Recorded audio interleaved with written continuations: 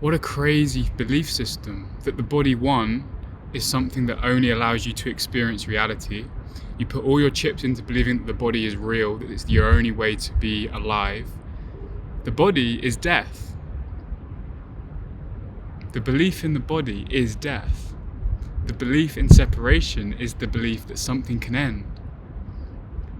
There's no edge to anything. There's no edge to life. They say you only live once, but there's no edge to this once. There's no boundary around life.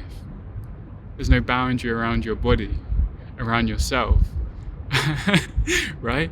Why do we stop there in spirituality? The true visionary in spirituality takes in the teachings, understands their nature of infinity, and they don't stop there. Why do we still believe we have to be tethered to this planet? Why do we still believe we have to only experience reality through enlightenment through one body? We don't. We're entering such a beautiful era where we won't be limited to just this planet. Yes, in the astral, but also through these portals materializing the body in different places, not on this earth. Untethered living, that's what I'm trying to say. This incarnation you're in right now, the one that you're listening to this voice, look at your body right now. It seems like this is you, right? Look down. This is really your final lifetime in a tethered way. What do I mean by that? In a tethered way, I mean the old way of being birthed into a body, veiling all of your insight, veiling yourself. You know how we're in this body right now, you forget all of your past lives, really simultaneous lives and everything. And you pretend to have to go through 20 odd years, 30, 40, 50, until you remember you're back on track into remembering your infinity. There's going to be a time where you can come back to the planet whenever you like, without having to put on such a thick meat sack that you forget everything. You'll be able to materialize the body in a much lighter way. Do you see? It's your last, when we say your last lifetime on earth, we mean the last lifetime of thinking like this is a choice, not a choice. That you have to be born and go through the lessons to get enlightenment. Post-realization, there's going to be a lot different way that you experience planets, right? You'll be able to materialize the body anyway. You'll be able to show up without having to veil everything, having to get sucked back into mass consciousness. You see this behind me? You see this? Can you hear it? Look at it. It looks like noise, doesn't it? Now look at the mountains. You see how the higher you go up, it always gets more peaceful. It's not about avoiding the noise, it's about having the choice to go in.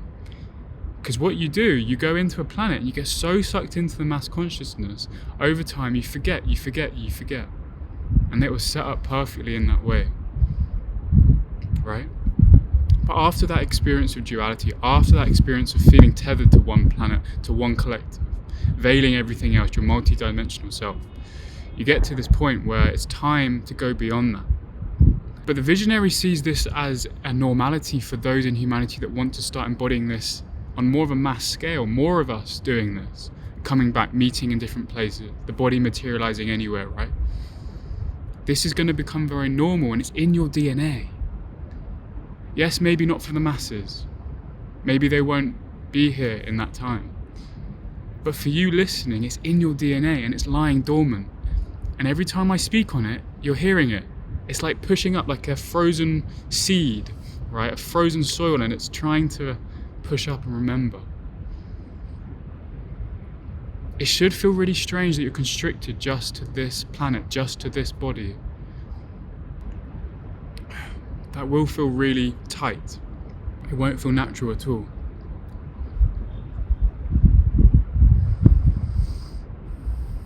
You only experience what you believe is coming. So if you don't believe this is possible, you won't experience that. Like miracles.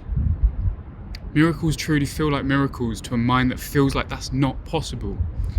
That's what that is. The mind is pushing it back because it doesn't like it, because it's sucked into that. Wait. That stuff is mass consciousness. Now look at the sky. Fuck's sake. These reflections. Look at the blue sky. Now look at that. How much does that remind you of infinity? There's no edge to this sky. Look, even going here, if you were to look around here, it just goes on and on and on. Now this is defined. This is limited. Look at the buildings. Look at the way, I'm not seeing it right now. The way they build buildings is so square, it's so linear, it's so confined. It's the symbol of definition. It's the symbol of limitation, but in a beautiful way. It gave us density. It gave us gravity. It gave us the ability to see others, right? Other beings that we thought were not us. The externality of God. Sorry, it's getting cold up here. But when your mind is open to miracles, they become normal. And I'd love to do a video called The Normalization of Miracles, because it's your natural state. The true miracle is the belief in this such dense limitation. That's magic.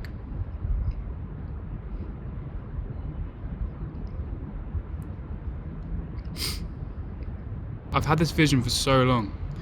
A small group that starts to activate this in a way that allows them to travel around the universe untethered in a sovereign way. Coming back to Earth, right? Those on the edge right now with that DNA stored, ready to go. I feel like South America is the central part of this. If anyone's read The Serpent of Light, you can see the energies come down. It was stuck in Panama, but it's come down from Tibet all the way down to Chile.